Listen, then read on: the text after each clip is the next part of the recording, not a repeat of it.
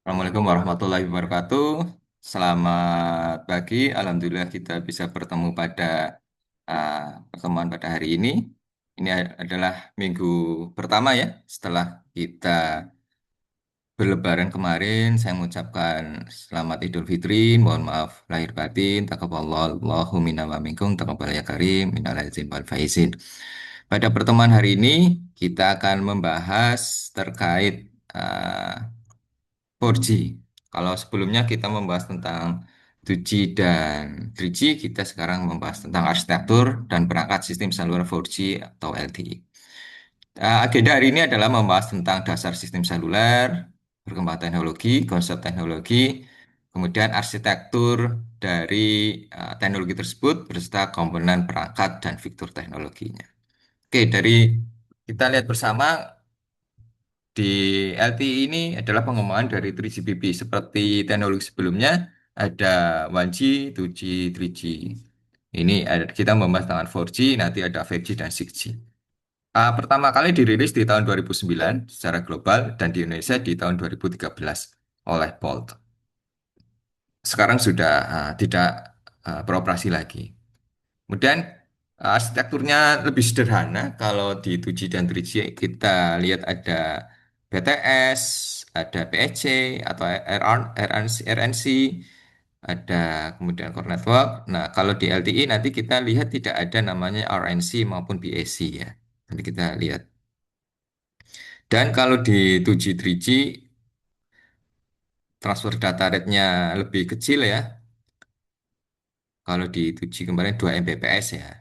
2 Mbps di 3G di 2G 144 kbps. Nah, kalau di 4G ini bisa sampai 75 megabit per second untuk uplink dan 300 megabit per second untuk downlink.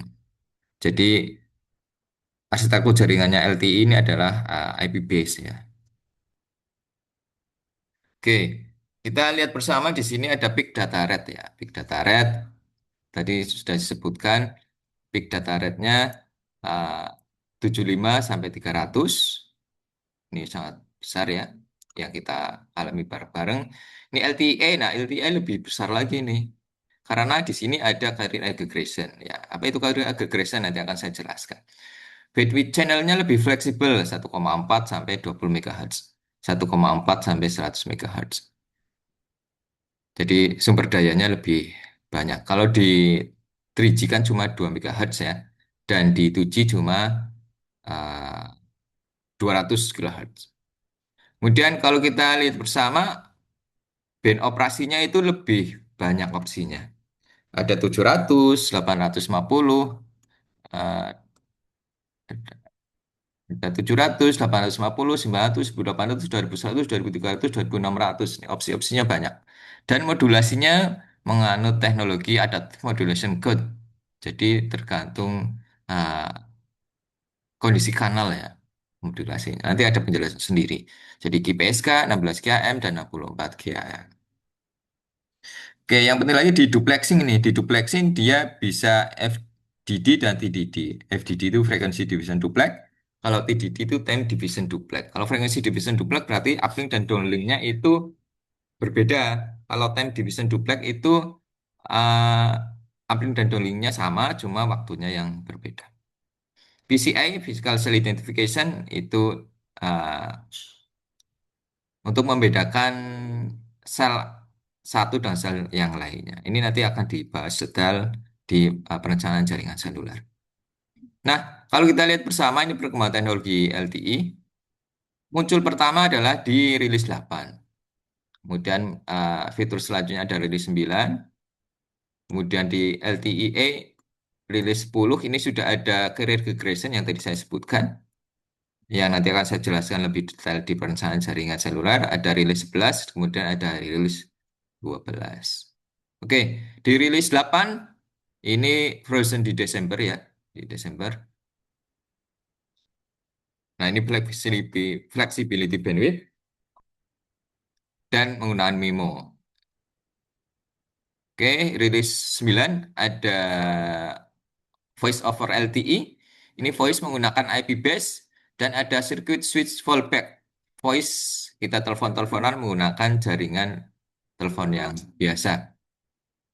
Jadi dia menggunakan jaringan teknologi sebelumnya, yaitu teknologi 2G. Kemudian dirilis 10, nah ini ada carrier aggregation. Jadi kita bisa menggabungkan, mengagregasi antara beberapa carrier yang berbeda, sehingga data rate-nya akan lebih besar. Nanti akan ada hitung-hitungan pada pertemuan selanjutnya, bukan pada pertemuan ini. Oke, kemudian dirilis 12, di sini ada LTE Unlicensed Spectrum. Jadi LTE ini juga bisa berjalan di spektrum-spektrum yang bukan berlicense. Seperti frekuensinya WiFi di 2,4 dan seterusnya. Tapi di Indonesia sepertinya ya belum begitulah ya. Nah, ini arsitektur teknologinya lebih sederhana ya. Kalau di 2G dan 3G ada namanya BAC, BAC ya. Dan ada namanya RNC untuk 3G. Komponen ini tidak ada di 4G. Mereka dari BTS langsung ke core network. Ini namanya eNodeB ya. BTS-nya 5G namanya eNodeB. Jadi EUTRA-nya si 4G itu namanya eNodeB. Terdiri dari eNodeB saja. Kalau di 2G kan EUTRA-nya atau BSS-nya kemarin ada namanya BTS plus BSC. Di 3G ada Node B plus RNC. Nah, sekarang eNodeB saja. Nah, kalau kita lihat di sini juga ada interface-nya. Interface antara eNodeB dengan eNodeB disebut dengan X2. Interface antara eNodeB dengan MMI disebut S1C control panel. Control panel. Kemudian antara eNodeB dengan XGW itu disebut dengan S1U user plane. Nah, di S1C, S1U interface dari eNodeB ke eNodeB X2 gitu ya. Nah, ini definisinya ini hampir sama ya, UI perangkat, USIM nomornya lah ya, nomor kartu SIM-nya lah. Mobile equipment ya HP kita dan sebagainya. Kemudian EUTRAN tadi yang saya sebutkan kalau di 4G namanya eNodeB ya, istilah untuk BTS-nya. Ini menggabungkan fungsi-fungsi dari Node B dan RNC. Jadi kalau di 3G kan Node B dan RNC ya namanya. Nah, ini fungsi dari Node B dan RNC digabung menjadi eNode B di 4G. Seperti itu. Nah, EPC ya Core Network ya. Ini berbasis IP. Ada MMI, kemudian ada HSS, Home Subscriber Server. Ini seperti Home Location Register, HLR ya, di teknologi sebelumnya. Ini ada Serving Gateway, ini menentukan jalur paket data, dan menghubungkan dengan teknologi yang lainnya. Ada paket data network, ini untuk menghubungkan ke jaringan yang lainnya yang non-3GPP. Ini PCRF, Policy Control and Rules Function, ini mengontrol pembiayaan, untuk UI, mengontrol QoS, dan seterusnya. Nah, ini adalah pengenalan pada LTE. Ada logical channel, ada logic, ada transport channel, ada physical channel, ada physical signalnya. Ini kalau physical signal itu yang berarti yang paling bawah ya, layer bawahnya. Kemudian di atasnya ada physical channel, ini terdiri dari bit dan simbol modulasi, radio frame, dan seterusnya. Nah, modulasi pada LTE yang tadi saya sebutkan ada GPSK, 16 GHz, 64 GHz. Kapan digunakan? Ini digunakan ketika eh, kondisi kanalnya baik atau buruknya. Ketika kondisi kanalnya baik tentunya dan dekat dengan BTS-nya maka akan mendapatkan modulasi yang baik yaitu 64 GHz. Tapi ketika kondisi kanalnya tidak baik, dia akan mendapatkan modulasi yang lebih jelek.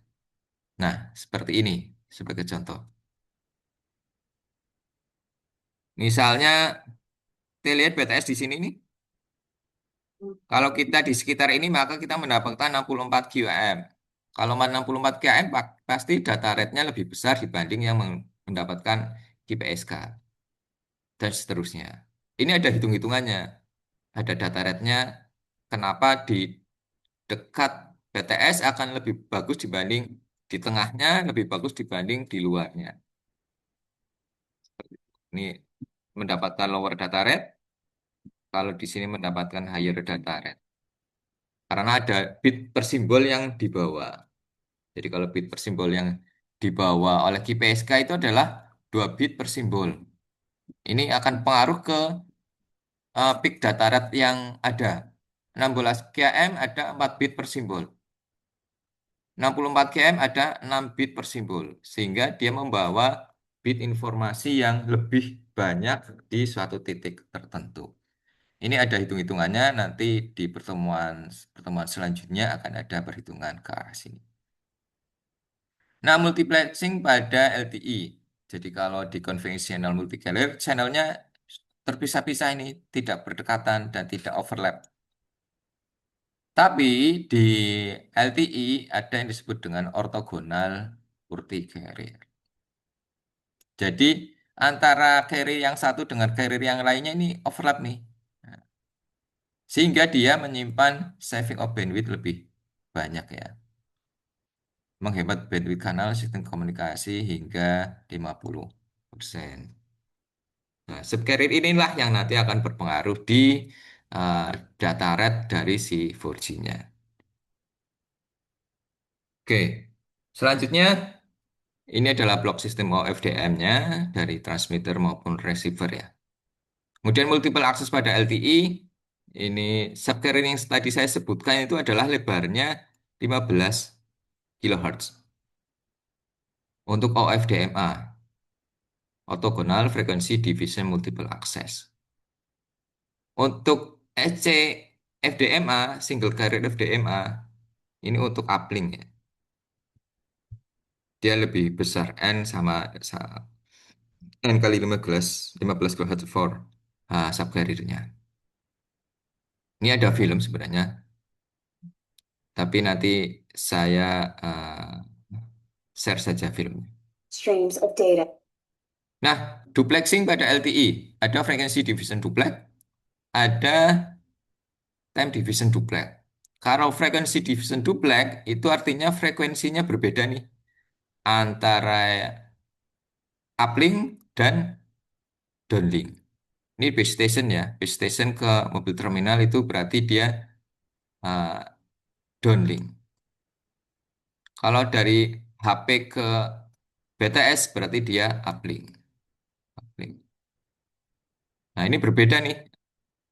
Time division duplex frekuensinya sama. Uplink, downlink, uplink, downlink, uplink. Tapi yang berbeda adalah apa? Waktu.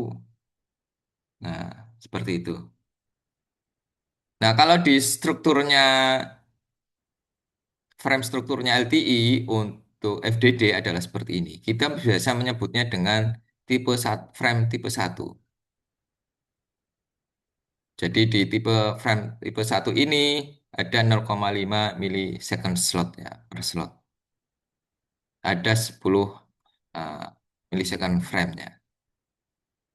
Dan satu slot terdiri dari 7 OFDM simbol untuk normal dan 6 OFDM simbol untuk extended cyclic graphic. Ini akan berpengaruh ke perhitungan data rate. Nanti pas perhitungan data rate akan saya lebih detailkan terkait struktur FDD maupun TDD biar kita bisa sama-sama menghitung data rate yang ada di 4G. Nah, sistem antena pada LTE juga menggunakan MIMO ya. Multiple input, multiple output. Ini dapat meningkatkan apa? Meningkatkan kapasitas kanal. Jadi kalau yang awalnya itu misalnya cuma 10 megabit per second dengan multiple input, multiple output 2 kali 2 atau 4 kali 4 itu bisa di 2 kali lipatkan atau 4 kali lipatkan secara teoritis. Secara praktisnya ya tergantung dari kondisi di lapangan.